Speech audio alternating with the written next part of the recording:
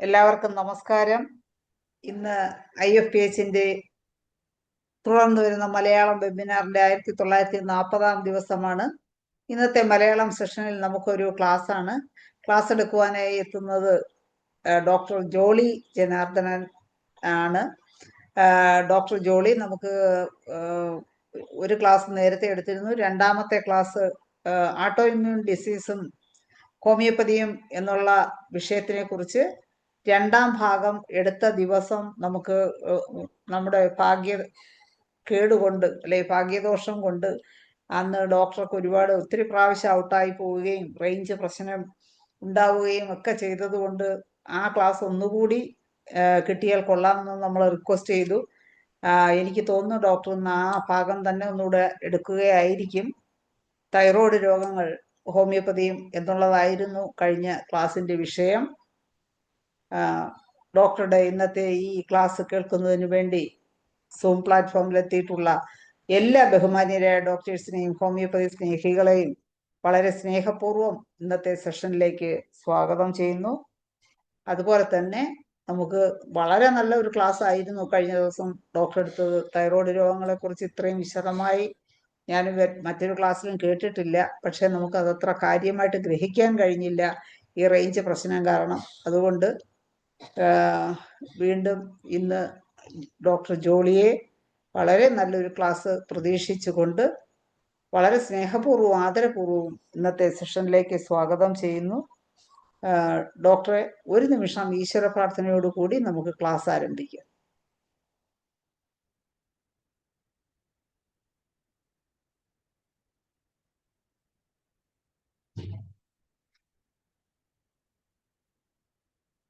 നന്ദി.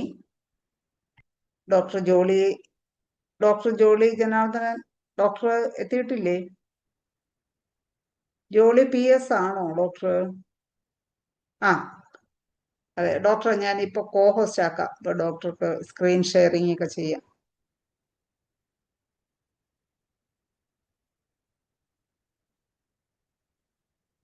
കോഹോസ്റ്റ് ആക്കിയിട്ടുണ്ട്. ഡോക്ടറെ അൺമ്യൂട്ട് ചെയ്യാം കേട്ടോ.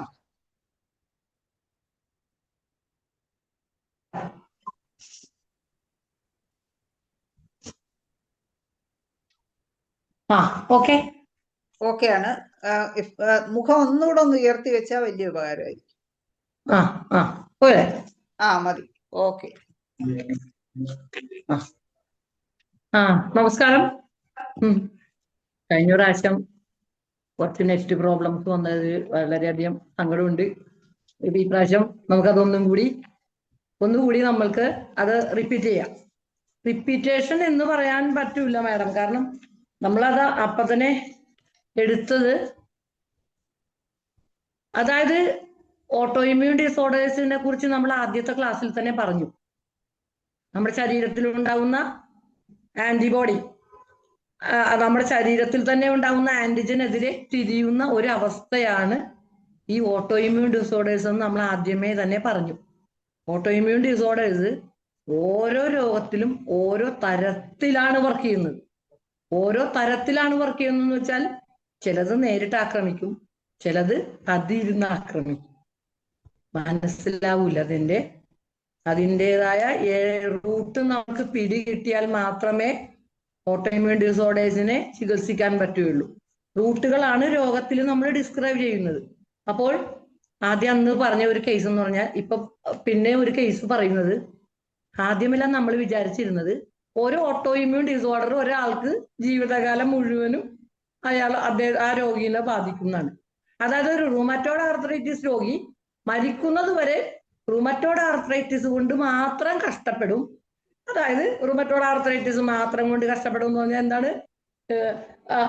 കടുത്ത ജോയിന്റ് പെയിൻസ്, കൈയൊക്കെ ഇങ്ങനെ വളഞ്ഞ്, കാലുകള് കംപ്ലീറ്റ് മുട്ട് നീര് വന്ന് ഈ രോഗി ഓട്ടോ ഇമ്മ്യൂൺ ഡിസോർഡേഴ്സിന്റെ കുഴപ്പം എന്താന്ന് വെച്ചാൽ എവിടെ രോഗം തുടങ്ങിയാലും അവര് ആർത്രൈറ്റിസിലോട്ട് വന്ന് ചാടും. ഏത് രോഗവും ജോയിന്റ്സിന് വേദനയാണ് അവസാനം വരുന്നത്. അപ്പോ റുമറ്റോയ്ഡ് ആർത്രൈറ്റിസ് രോഗികള് ജീവിതകാലം മുഴുവൻ റുമറ്റോയ്ഡ് ആർത്രൈറ്റിസ് രോഗികളായി കഴിയുള്ളൂ എന്നുള്ള മിഥ്യാധാരണ നമ്മൾ തിരുത്തേണ്ടി വരികയാണ്. കാരണം ഈ എല്ലാത്തരം ഓട്ടോ ഇമ്മ്യൂൺ ഡിസോർഡേഴ്സും ഒരു രോഗിയിൽ തന്നെ കമ്പൈൻ ചെയ്യുന്ന അപൂർവമായ ഒരു പ്രശ്നമാണ് നമ്മൾ ഇന്ന് കണ്ടുകൊണ്ടിരിക്കുന്നത്. അതുകൊണ്ട് ഒട്ടും ഭയപ്പെടാനുമില്ല. കാരണം എന്താന്ന് വെച്ചാൽ ഇത് കണ്ടുപിടിക്കാൻ മാത്രമേ ബുദ്ധിമുട്ടുണ്ടാവുള്ളൂ. നമ്മുടെ മെറ്റീരിയൽ മെഡിക്ക അതിന്റെ പാറ്റേണിലാണ് പോകുന്നത്. Material medical auto immune disorder diagnose ചെയ്തതിന് ശേഷം നമ്മൾ മെഡിസിൻ വായിക്കുമ്പോൾ എത്ര ഡിസീസിന്റെ കോമ്പിനേഷനാണ് മെറ്റീരിയൽ മെഡിക്കൽ കിടക്കുന്നത്. 1988 മിക്സഡ് കണക്റ്റീവ് ടിഷ്യൂ ഡിസോർഡർ കണ്ടുപിടിച്ചു എന്ന് പറഞ്ഞ് വളരെ കോളിലൊക്കെ അലോപ്പതി ഡോക്ടർമാരുണ്ടാക്കി. അതായത് 2-3 ഓട്ടോ ഇമ്മ്യൂൺ ഡിസോർഡേഴ്സ് 3 ഒരുമിച്ച് കണ്ടു. പക്ഷേ ഇവിടെ എന്താണെന്ന് വെച്ചാൽ നമ്മൾ 4 ഓട്ടോ ഇമ്മ്യൂൺ ഡിസോർഡറാണ് ഇന്നലെ ഒരു പേഷ്യന്റിൽ കണ്ടത്. 4 ഓട്ടോ ഇമ്മ്യൂൺ ഡിസോർഡർ. അതായത് പേഷ്യന്റ് പക്ഷേ ഒറ്റ മെഡിസിൻ അതിന് മതി. ആ മെറ്റീരിയൽ മെഡിക്കയുടെ പാറ്റേൺ ഡോക്ടർ അന്യമാന ഓരോ വാക്കിലും നമസ്കരിക്കണം. അതുകൊണ്ടാണ് തുടക്കത്തിൽ തന്നെ അദ്ദേഹത്തിനെ പറ്റി പറയാതിരുന്നത്. പക്ഷെ ഇവിടെ നമ്മൾ നോക്കുമ്പോൾ അഞ്ജന എന്ന് പറഞ്ഞ ഒരു പേഷ്യന്റ് ആണ്.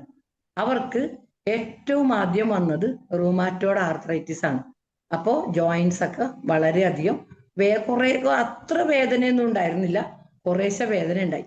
അപ്പൊ നമ്മളെ സാധാരണ എന്ത് വിചാരിക്കും, റൂമറ്റോയ്ഡ് ആർത്രൈറ്റിസ് പറഞ്ഞാൽ പിന്നെ വേറെ ഒന്നും വരൂലെന്നല്ലേ നമ്മൾ വിചാരിക്കുന്നത്. ഈ പേഷ്യന്റിന് ഒരു 3-4 കൊല്ലം കഴിഞ്ഞപ്പോൾ ഡെവലപ്ഡ് സോറിയാസിസ്. റൂമറ്റോയ്ഡ് ആർത്രൈറ്റിസ് മാറിയിട്ടില്ല, അതിന്റെ കൂടെ കമ്പൈൻ ചെയ്ത് psoriasis. Psoriasis also one of the major auto immune disorder. But എന്താണ് അവിടെ പ്രശ്നം? റൂമറ്റോയ്ഡ് ആർത്രൈറ്റിസിൽ സൈനോവിയൽ മെംബ്രെയിനാണ് ആദ്യം തന്നെ നമ്മുടെ ഓട്ടോ ആന്റിബോഡി ആക്രമിക്കുന്നതെങ്കിൽ സോറിയാസിസിൽ എവിടെയാണ് നമ്മൾക്കറിയാം അല്ലെ. ഏറ്റവും ആദ്യം നമ്മുടെ സ്ട്രാറ്റം കോർണിയം അല്ലെ, സ്ട്രാറ്റം കോർണിയം സ്കിന്നിന്റെ 2ാമത്തെ ലെയറിൽ ആണ് ഈ സോറിയാസിസിന്റെ ആന്റിജൻ അവിടെയാണ് ഇരിക്കുന്നത്, ആ സ്കിന്നിന്റെ ലെയറിൽ സ്ട്രാറ്റം കോർണിയത്തിൽ. അപ്പോ ആന്റിബോഡി എന്ത് വിചാരിക്കും, ഇത് ഫോറിൻ ബാക്ടീരിയാസ് ആണെന്ന് വിചാരിച്ച് സോറിയാസിസിനെ ആക്രമിക്കും. അപ്പോ അവിടെ എന്തായാലും ലിംഫോയിഡ് ഇൻഫിൽട്രേഷൻ വരാതെ പറ്റൂല.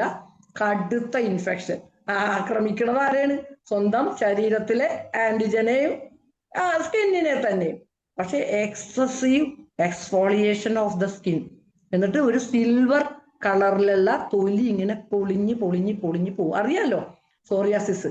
പക്ഷെ ഈ സോറിയാസിസിന് പോലും നമ്മൾ തുടക്കത്തിലെ കണ്ടുപിടിച്ചാൽ ഇത് മാറ്റാമായിരുന്നു.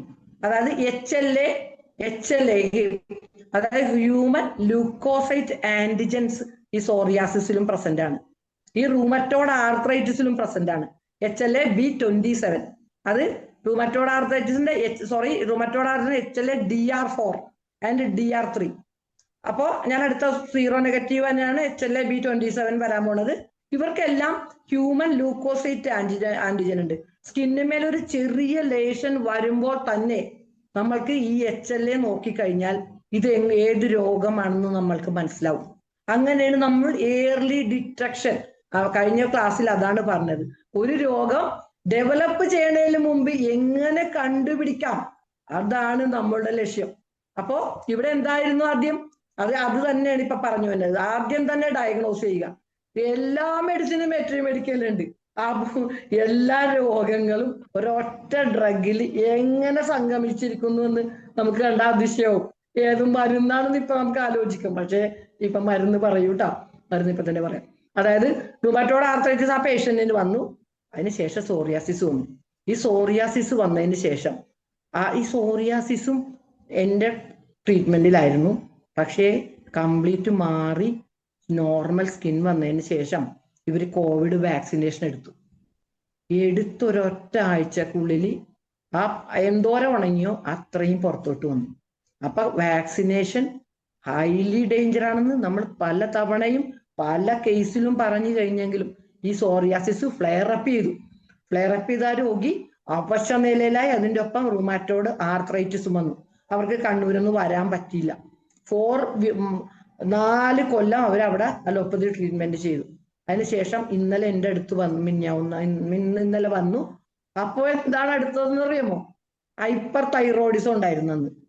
4 കൊല്ലം മുമ്പ് അതിന് നമ്മൾ മെഡിസിൻ കൊടുത്തിരുന്നു. ഹൈപ്പർ തൈറോയിഡിസം കഴിഞ്ഞ ക്ലാസ്സിൽ പറഞ്ഞിരുന്നു.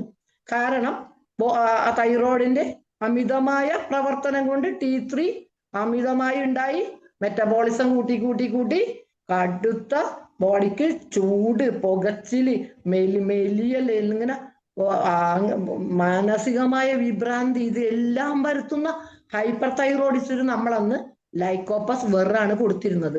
ലൈക്കോപ്പസ് വെർ ജീനിക്ക നമുക്ക് ഒന്നെങ്കിൽ ടിഞ്ചർ കൊടുക്കാം, അല്ലെങ്കിൽ കാരണം അതിലും വളരെ റുമറ്റോഡ് ആർത്രൈറ്റിസും എല്ലാം സംഗമിക്കുന്ന ഒരു മരുന്നാണിത്.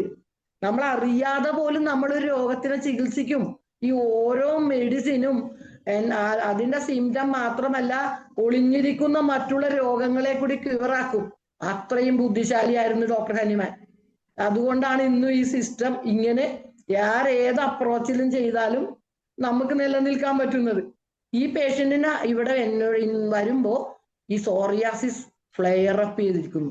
റുമറ്റോഡ് ആർത്രൈറ്റിസിന്റെ കടുത്ത പെയിനും ഉണ്ട്. പക്ഷേ ഹൈപ്പർ തൈറോയിഡിസം കുറഞ്ഞിട്ട് ദർ ഈസ് ഹൈപ്പോതൈറോയിഡിസം. അപ്പോ എന്തുപറ്റി? TSH ലെവല് ഹൈ ആയി, 4.5 കേറി അങ്ങോട്ട് മുകളിലോട്ട് പോയി. ഹൈപ്പോ തൈറോയിഡ് സ്റ്റേറ്റിൽ പേഷ്യന്റ് 4 ഡിസീസ്. അപ്പൊ നമ്മൾ വിചാരിക്കും ഇതിപ്പോ എങ്ങനെ ട്രീറ്റ് ചെയ്യും? 4 കേസും കമ്പൈൻ ചെയ്തിരിക്കുന്നു. പക്ഷേ മറ്റുള്ള ഏത് സിസ്റ്റത്തെക്കാളും നമ്മൾ ഭാഗ്യവാന്മാരാണ്. ഈ 4ഉം ഏത് മെഡിസിനാണ് നമ്മൾ കാണുന്നത്? ഞാൻ അരമണിക്കൂർ അങ്ങനെ നോക്കി, അപ്പോൾ തൈറോയിഡിനം 3x ഇത്രയും നല്ല ഒരു മരുന്ന് ഡോക്ടർ ഹനിമാൻ ഇത് എങ്ങനെ കണ്ടുപിടിച്ചു എന്ന് ഞാൻ വിചാരിക്കണം. ഇത്രയും വൈഡ് റേഞ്ച് എന്ന് പറഞ്ഞാൽ അതായത് തൈറോയിഡിനത്തിന്റെ ആദ്യം തന്നെ എഴുതിയേക്കണത് തന്നെ റുമറ്റോഡ് ആർത്രൈറ്റിസ് എന്നാണ്. അടുത്ത 2ാം പാരഗ്രാഫിൽ എഴുതിയേക്കുന്നത് സോറിയാസിസ് എന്നാണ്. ഇൻട്രൊഡക്ഷനിൽ എഴുതിയിരിക്കുന്നത് ഹൈപ്പോതൈറോയിഡിസം, മിക്സഡിമ, ക്രെറ്റിനിസം. 4ാമത്തെ എഴുതിയിരിക്കുന്നത് intense palpitation, tachycardia, hyperthyroidism. പിന്നെ ഉണ്ട് ഒരു കാര്യം കൂടി, SL ലൂപ്പസ്. അത് ഞാൻ പിന്നെ പറയാം. ഈ 4 സംഗമം എവിടെയാണ്? തൈറോയിഡിനം 3x.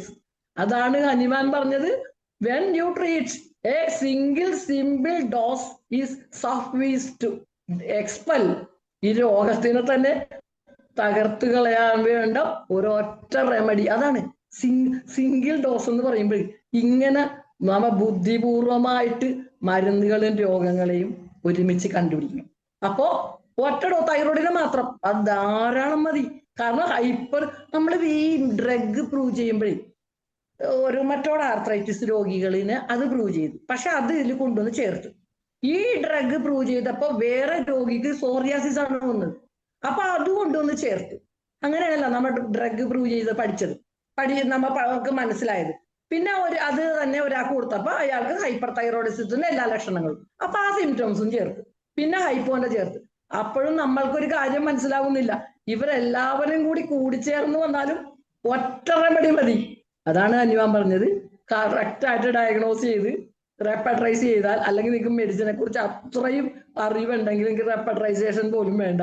ഒറ്റ ഓട്ടത്തിൽ ഈ കേസിൽ തൈറോയിഡിനം 3x തന്നെയാണ് കൊടുത്തത്. കാരണം പാത്തോളജിക്കൽ ചേഞ്ചസ് ആണ്. സ്കിന്നിലൊക്കെ ഇങ്ങനെ കടുത്ത തൊലി പൊളിഞ്ഞ്, അതാണ് പൊളിഞ്ഞ് റോസ് കളറിൽ പിന്നെ പൊട്ടി ഒലിച്ചിട്ടില്ല ഭാഗ്യത്തിന്. സോറിയാസിസിന് മാത്രമായിട്ട് ഈ ഒരു 2 ദിവസത്തെ ക്ലാസ് പോരാതെ വരും. അതുകൊണ്ട് നമ്മൾ ഇതെല്ലാം ചെറുതായിട്ട് ഇങ്ങനെ പറഞ്ഞു പോരും. ഇപ്പൊ മനസ്സിലായില്ലേ? എല്ലാവരും കൂടി വന്നാൽ എന്ത് ചെയ്യും? ഒന്നും പേടിക്കണ്ട. എല്ലാവരും കൂടി വന്നാലും നമുക്ക് ഒന്നും പേടിക്കാനില്ല. കാരണം പിന്നെ വേറൊരു കേസിൽ അയോഡം എന്ന് പറഞ്ഞ മെഡിസിൻ എന്താണ്?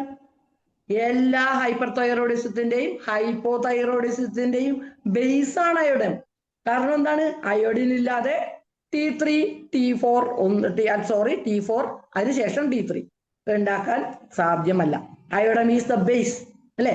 Fluorine, chlorine, bromine, iodine, the halogen family. ഇവരില്ല ചേരാത്ത മരുന്നും ഇല്ല. ചേരാത്ത മരുന്നുകൾ തൈറോയ്ഡ് മിക്കവാറും തൈറോയ്ഡ് സ്വീകരിക്കില്ല. അപ്പോ അയോഡിൻ എന്തൊക്കെയാണ് പറയണത്? അയോഡിനും പറയുന്നത് എന്താണ്? SLE എന്ന് പറഞ്ഞ ഒരു കണ്ടീഷൻ ഉണ്ട്. ഇനി SLE ഞാൻ പറഞ്ഞിട്ടില്ല. ഹൈപ്പറും ഹൈപ്പോയും ഇങ്ങനെ പറഞ്ഞുകൊണ്ടേ ഇരിക്കണമായിരുന്നു. അപ്പോ SLE എന്ന് പറഞ്ഞാൽ ഞാൻ ആദ്യമേ പറഞ്ഞു, കണക്റ്റീവ് ടിഷ്യൂകളിൽ ബാധിക്കുന്ന ഓട്ടോ ഇമ്മ്യൂൺ ഡിസോർഡേഴ്സ് ആണ് SLE, സിസ്റ്റമിക് ലൂപ്പസ് എരിത്തിമാറ്റോസിസ്. ആ SLEക്ക് പോലും SLEയുടെ ഒന്നാമത്തെ അയോഡം ഒന്ന് വായിച്ചു നോക്കണം. അയോഡം വായിക്കുക. It is A prominent action upon connective tissue. Connective tissue disorders auto immune ആണ് SLE. അപ്പൊ ഒരു പേഷ്യന്റ്, നെക്സ്റ്റ് പേഷ്യന്റ്, ഇന്ന് തന്നെ വന്ന പേഷ്യന്റ് എന്താണ് ഉണ്ടായത്? Rheumatoid arthritis plus SLE. ആ പേഷ്യന്റ് ഇന്ന് തന്നെ വന്ന പേഷ്യന്റ്. അപ്പൊ ആ പേഷ്യന്റ് നമ്മൾ എന്ത് ചെയ്യും? റുമാറ്റോയ്ഡ് ആർത്രൈറ്റിസ് ഓൾറെഡി ഉണ്ട്. അതിൽ അയോഡൊന്ന് പറഞ്ഞതൊന്ന് ആ മെഡിസിന്റെ ഡിസ്ക്രിപ്ഷൻ ബോറിക്കിലൊന്ന് നോക്കണം. എന്താണ്? ആർത്രൈറ്റിസ് ഡിഫോർമൻസ്. അതാണ് റുമാറ്റോയ്ഡ് ആർത്രൈറ്റിസ്. അതായത് ജോയിന്റ്സ്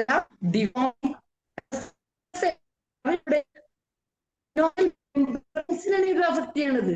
അഫക്ട് ചെയ്തിട്ട് ഇവര് സബ്ലക്സേഷൻ എന്ന് പറഞ്ഞാൽ ജോയിന്റ് അവിടെ തന്നെ നിൽക്കും. പക്ഷെ മറ്റുള്ള മുകളിലെ ഭാഗം വളഞ്ഞു. അപ്പൊ കയ്യൊക്കെ ഇങ്ങനെ വളഞ്ഞു. ആർത്രൈറ്റിസ് ഡിഫോർമൻസ് അയോഡം അല്ലെ?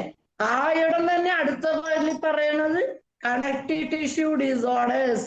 അതാണ് SLE, സിസ്റ്റമിക് ലൂപ്പസ് എരിത്തിമാറ്റോസിസ്. ഒത്തിരി പേഷ്യൻസിനുണ്ട് സിസ്റ്റമിക് ലൂപ്പസ് എരിത്തിമാറ്റോസിസും. സോറിയാസിസിനെ കുറിച്ച് അപ്പൊ ആദ്യമേ ഒന്നുകൂടി പറയാണ്. സോറിയാസിസ് നമ്മൾ വിചാരിക്കും നമ്മൾക്ക് കാണുമ്പോൾ മേല് മുഴുവനും പൊട്ടി, മുതുകത്തെല്ലാം പൊട്ടി, കയ്യിലെല്ലാം പൊട്ടിയാൽ അങ്ങനെ കടുത്ത കട്ടിയിലിരിക്കും. പക്ഷെ തുടക്കത്തിലേ കിട്ടിയാലും കറക്റ്റ് റെമഡി ഇൻഡിക്കേറ്റ് ചെയ്താലും സോറിയാസിസ് സിംഗിൾ ഡോസ് മതി, അല്ലെങ്കിൽ ഒരാഴ്ചത്തെ മരുന്ന് മതി. നമ്മൾ ഇതൊരു അതിശയോക്തിയായിട്ട് പറയുന്നതല്ല കേട്ടോ. എന്തുകൊണ്ടാണ് നമുക്ക് അതിലോട്ട് എത്താൻ പറ്റാത്തതെന്ന് വെച്ചാൽ ഏർലി ഡിറ്റക്ഷൻ.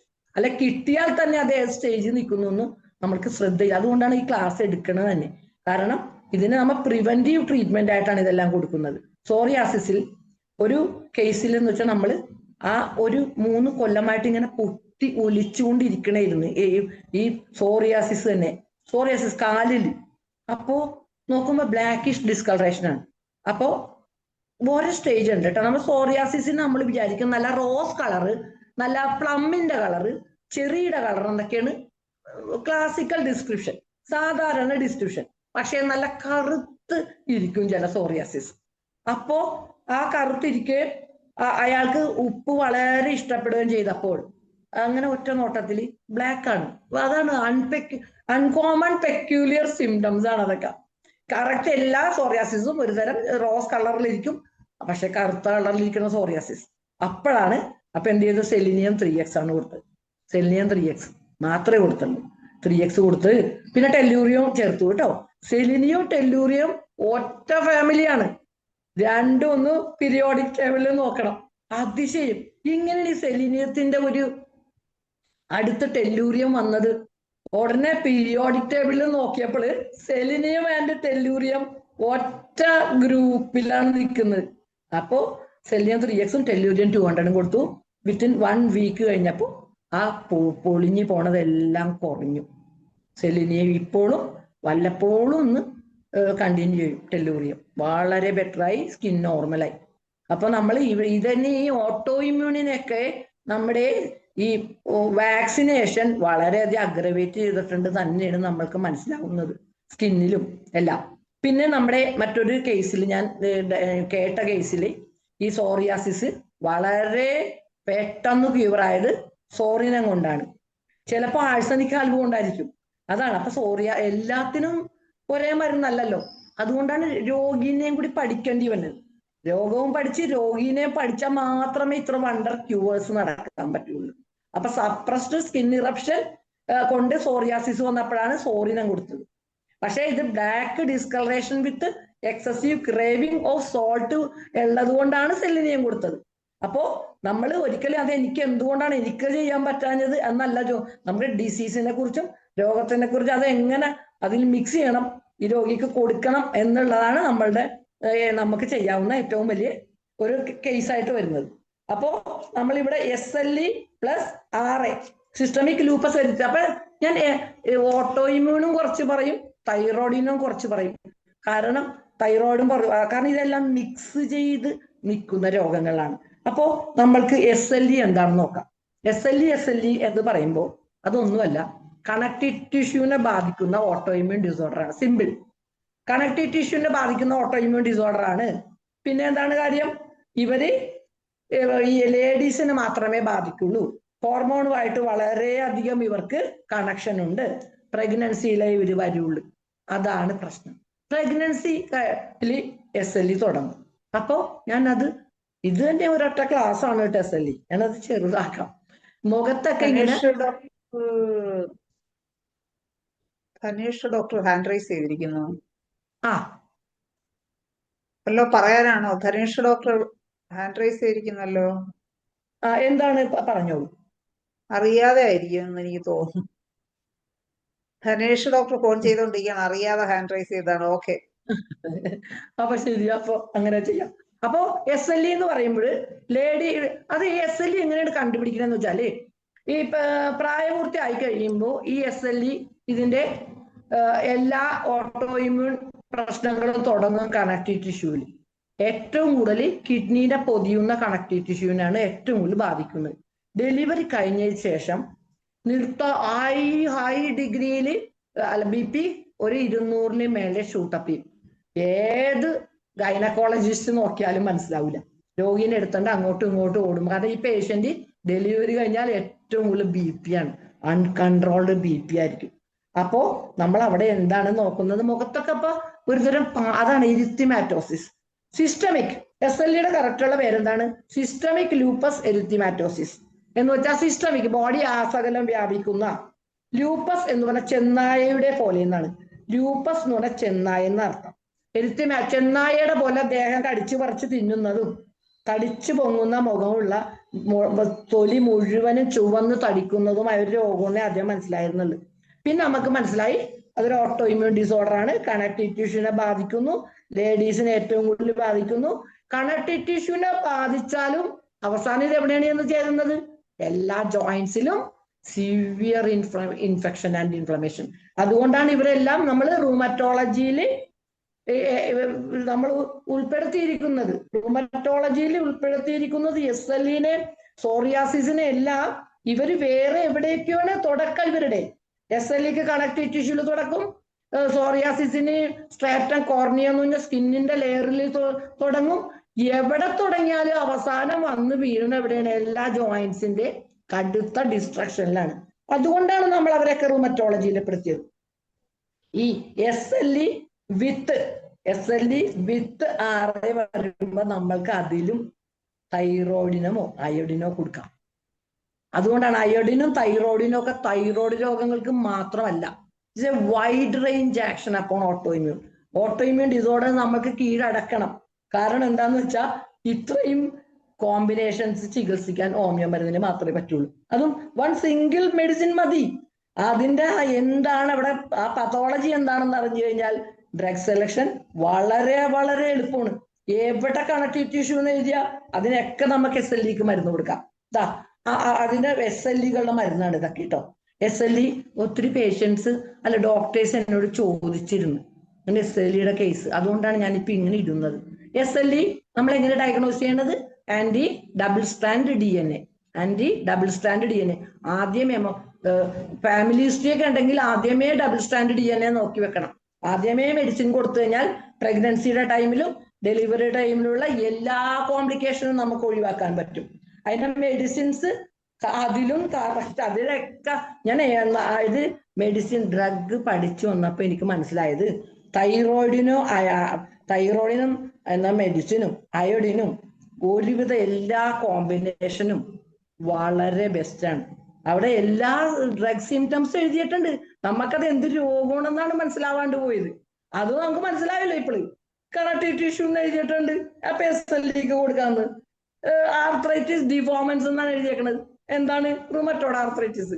അപ്പോ നേരിട്ട് വെറ്ററിനറി മെഡിക്കൽ ഒന്നും എഴുതൂല, വളഞ്ഞ വഴിക്ക് എഴുതുള്ളൂ. പക്ഷെ അതാണ് നമ്മൾ കണ്ടുപിടിക്കേണ്ടത്. ആർത്രൈറ്റിസ് ഡിഫോമൻസ്, റുമറ്റോയ്ഡ് ആർത്രൈറ്റിസും കണക്റ്റീവ് ടിഷ്യൂ ഡിസോർഡേഴ്സ് SLE എന്ന് കഴിഞ്ഞാൽ കണ്ണടച്ച അയോടെ അങ്ങോട്ട് കൊടുക്കാം. ഇഷ്ടമുള്ള പൊട്ടൻസി കൊടുക്കാം. ഒറ്റ മെഡിസിൻ മതി. റുമറ്റോയ്ഡ് ഓട്ടോ ഇമ്മ്യൂണിൽ നമ്മൾ കണ്ടുപിടിച്ച ഒരു കാര്യം അതാണ്, അധികം ഡ്രഗ്സ് കൊടുത്താൽ ആ കേസ് കുളമായി പോകും. അത് കറക്റ്റാണ്, അധികം ഡ്രഗ് കൊടുക്കരുത്. ഒരൊറ്റ ഡ്രഗിൽ അത് നിർത്തിയാൽ ആ കേസ് ക്യൂറാണ്. നമ്മള് കേസ് കാര്യം അറിയാതെ ഓരോ സിംറ്റം ബേസ് കൊടുക്കാൻ പോയാൽ നമുക്ക് ആ കേസ് ഒരിക്കലും ആ കേസ് നമുക്ക് ക്യൂർ ആക്കാൻ പറ്റൂല. പക്ഷെ കറക്റ്റ് മെഡിസിൻ, അത് ഒരൊറ്റ മെഡിസിനിൽ വണ്ടർ എഫക്ട്സ് ആണ് കാണിക്കുന്നത്. സെലിനിയം 3x ആ പയ്യന് കൊടുത്തിട്ട് ഒരാഴ്ച കഴിഞ്ഞപ്പോ അവൻ എന്നെ ഫോൺ വിളിച്ച് പറഞ്ഞാണ് കംപ്ലീറ്റ് മാറി. അപ്പൊ ഞാൻ വിചാരിച്ച് ഇവൻ ഞാൻ വയറിളക്കത്തിന് മരുന്നൊന്നും കൊടുത്തിട്ടില്ലല്ലോ കംപ്ലീറ്റ് മാറാനായിട്ട്. അപ്പൊ ഞാൻ കേസ് എടുത്തു നോക്കി, അല്ല നിനക്ക് എന്താണ് കംപ്ലീറ്റ് മാറിയത്? എന്റെ കാലിലത്തെ കംപ്ലീറ്റ് ഉണങ്ങി. അതിശയം, അതാണ് മെഡിസിൻ എന്ന് പറഞ്ഞത്. അവനെ നീ ഒന്ന് ഇങ്ങോട്ട് വന്നേ, കാലൊന്ന് നോക്കട്ടെ. അപ്പൊ അവൻ പറഞ്ഞു ഞാൻ 8 മാസം ആയുർവേദം കഴിച്ചിട്ടും കുറയാണ്ടാണ് ഞാൻ ഇങ്ങോട്ട് വന്നത് ഡോക്ടറെ. എന്റെ ജീവിതം പാഴായി, എനിക്ക് ഒരു കല്യാണം കഴിക്കാൻ പറ്റില്ല, 5-6 കൊല്ലമായി ഞാൻ കഷ്ടപ്പെടുന്നുണ്ടാ. നമ്മള് ഒരൊറ്റ മെഡിസിനിൽ ഒരാളുടെ ജീവിതമാണ് തിരിച്ചു കൊടുക്കുന്നത്. അതുകൊണ്ടാണ് ഓട്ടോ ഇമ്മ്യൂൺ ഡിസോർഡേഴ്സ് നമുക്ക് ഇത്രയും ഗൗരവമായി നമ്മൾ എടുക്കുന്നത്. നിസ്സാരമാക്കാൻ പറ്റൂല. 10 കേസിൽ ഒരെണ്ണം ഓട്ടോ ഇമ്മ്യൂൺ ആണ് നമ്മൾക്ക് വരുന്നത്. എല്ലാവരും ഏത് ഓർഗനിലും ഓട്ടോ ഇമ്മ്യൂൺ ആണ് ഈ അഫക്ട് ചെയ്യണത്. അപ്പൊ അതിനെ പഠിച്ചാലേ നമുക്ക് കേസുകൾ എടുക്കാം. പഠിച്ചു കഴിഞ്ഞാൽ നമുക്ക് വളരെ ഈസിയാണ്. ഈ സോറിയാസിസ് ഒക്കെ ലൈഫാണ് അവർക്ക് തിരിച്ചു കൊടുത്തത്. അപ്പൊ നമ്മൾക്ക് ഇവിടെ അതെ 3x കൊടുത്താൽ മതി. എന്താന്ന് വെച്ചാലേ നമ്മൾ ഹയറിലോട്ട് പോവരുത്. ഹയറിലോട്ട് ആദ്യം പോകരുത്. സിസ്റ്റം അല്ലാതെ തന്നെ ഇറിറ്റേറ്റഡ് ആണ്. ഇപ്പൊ അതായത് ഡൈനാമിക് പ്ലെയിൻ താറുമാറായി കിടക്കുമ്പോൾ നമ്മൾ ഒരിക്കലും ഹയർ പൊട്ടൻസി അപ്പൊ കൊടുക്കരുത്. അതൊന്ന് സബ്സൈഡ് ചെയ്തിട്ട് നമുക്ക് ഇഷ്ടമുള്ള പൊട്ടൻസി കൊടുക്കും. അതുകൊണ്ടാണ് നമ്മൾ മിക്സഡ് വരുമ്പോ തന്നെ വൈറ്റൽ ഫോഴ്സ് അങ്ങനെ തന്നെ സ്റ്റാഗ്നേഷനായി നിൽക്കുകയാണ്. ആ സമയത്ത് കൊണ്ടുപോയിട്ട് നമ്മൾ എന്ത് കൊടുത്താലും നമുക്ക് ബോഡിയിൽ അതിന്റെ ആക്ഷൻ കിട്ടൂല.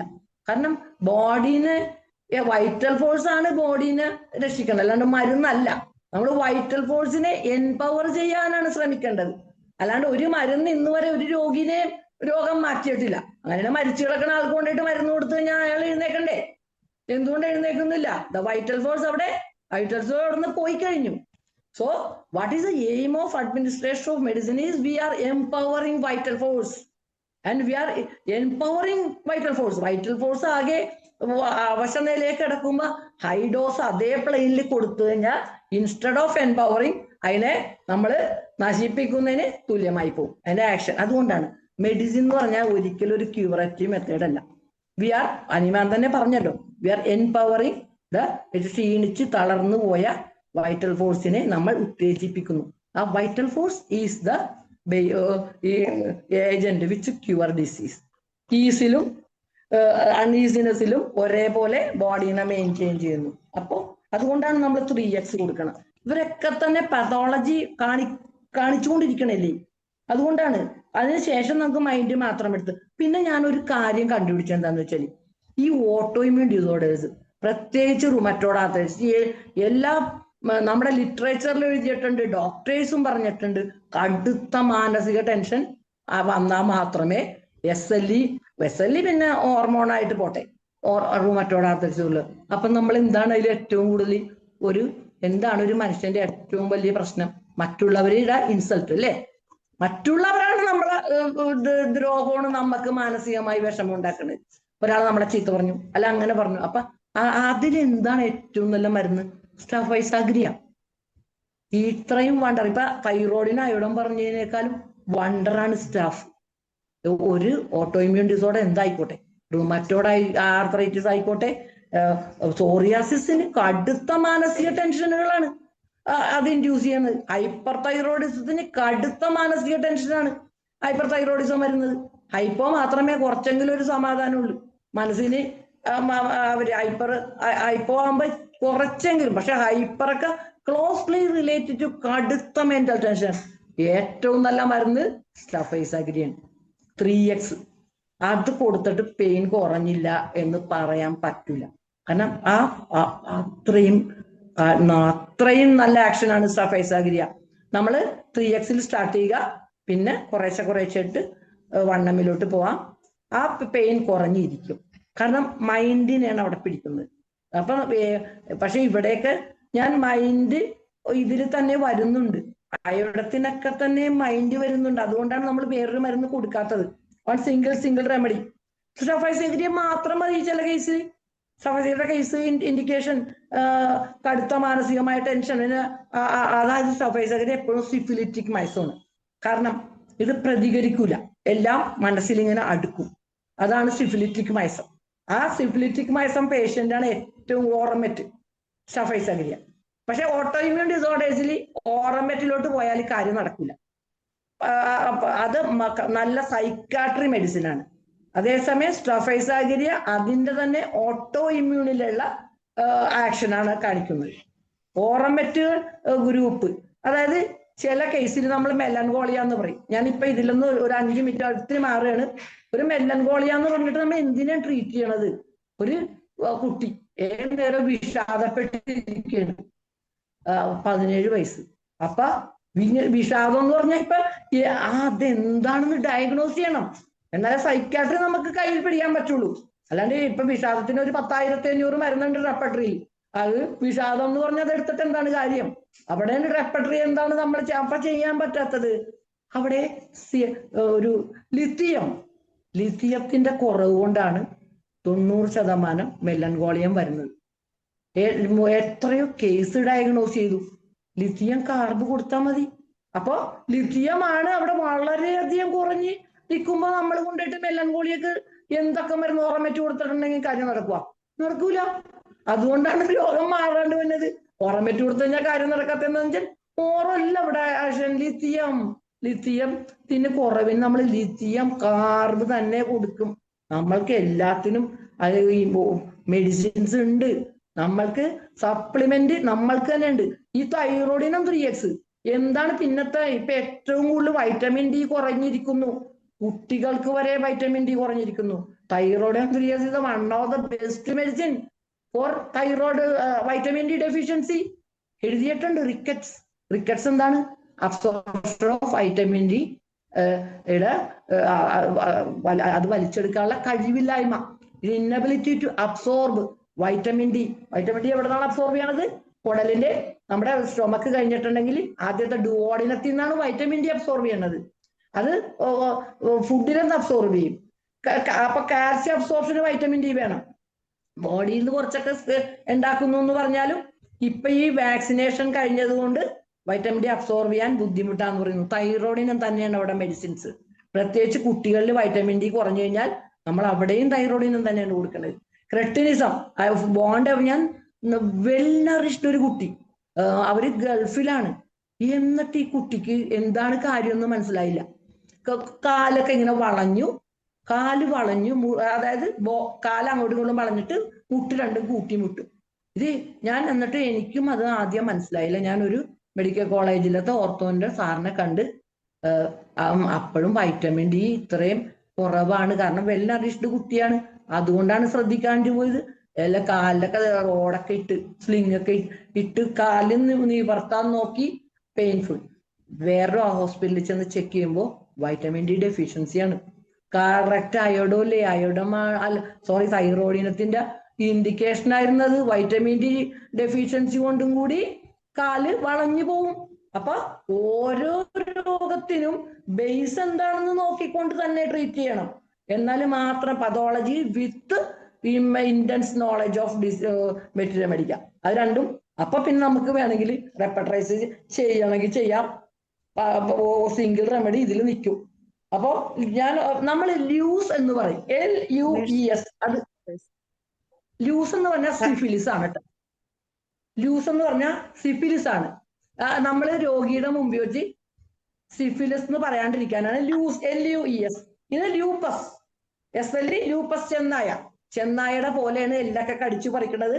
അതാണ് SLE. അപ്പൊ SLEക്കും ആറേക്കും കൂടി ഒറ്റ മരുന്ന് മതി, തൈറോയിഡിനും 3x എന്തെങ്കിലും. Autoimmune rheumatoid arthritis, psoriasis, hyper thyroidism, hypothyroidism എല്ലാത്തിനും സിംഗിൾ റെമഡി തൈറോയിഡിനും.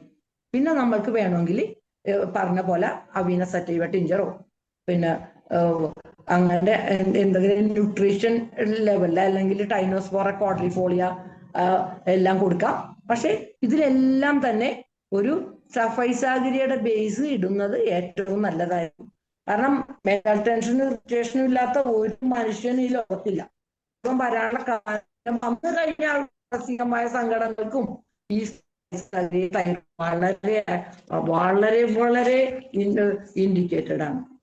പിന്നെ അപ്പൊ നമുക്ക് ഇങ്ങനെ ഈ രണ്ട് ഡിസീസ് നമ്മൾ ഹലോ ഡോക്ടറെ, ഷെയർ ചെയ്യാനുണ്ട്. സ്ക്രീൻ ഷെയറിംഗ് ഉണ്ടോ ഡോക്ടർക്ക്? സ്ക്രീൻ ഷെയറിംഗ് ഉണ്ടോ? ഇതിൽ ഞാൻ ഇട്ട് കൊടുത്തിട്ടുണ്ടായിരുന്നല്ല. Dhaneesh doctor okay Dhaneesh doctor share ചെയ്യട്ടെ എന്ന് ചോദിക്കുക. ധനീഷ് ഡോക്ടറെ അല്ല, ഞാനത് ഇട്ടോളൂ. പക്ഷെ ഞാൻ അയോഡിന്റെ സ്ക്രീൻ ഷെയർ ഇട്ടോളൂ, എന്നിട്ട് തൈറോയിഡിനെ ഇനി പറയാം.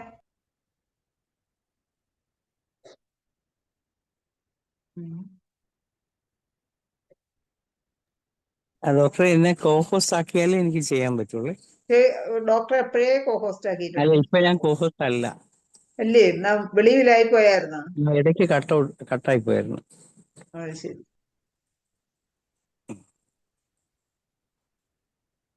ഓക്കെ, ജോളി ഡോക്ടർക്ക് അതുവരെ തുടരാം. ഡോക്ടർ മ്യൂട്ടായിപ്പോയോ? ഡോക്ടർ അൺമ്യൂട്ട് ചെയ്യണേ, മ്യൂട്ടായിപ്പോയി. ഓക്കെ. അപ്പോ നമ്മള് ഈ ഓട്ടോഇമ്യൂൺ ഡിസോർഡേഴ്സിൽ 2 എണ്ണം പറഞ്ഞു. മൂന്നാമത് ഒരെണ്ണവും കൂടിയുണ്ട്. എന്താണ് നമ്മളിത് ഒഴിവാക്കാൻ പറ്റാത്തതാണ്, ഗൗട്ടാണ്. ഗൗട്ട് എന്ന് പറഞ്ഞാല് accumulation of monosodium urate monohydrate.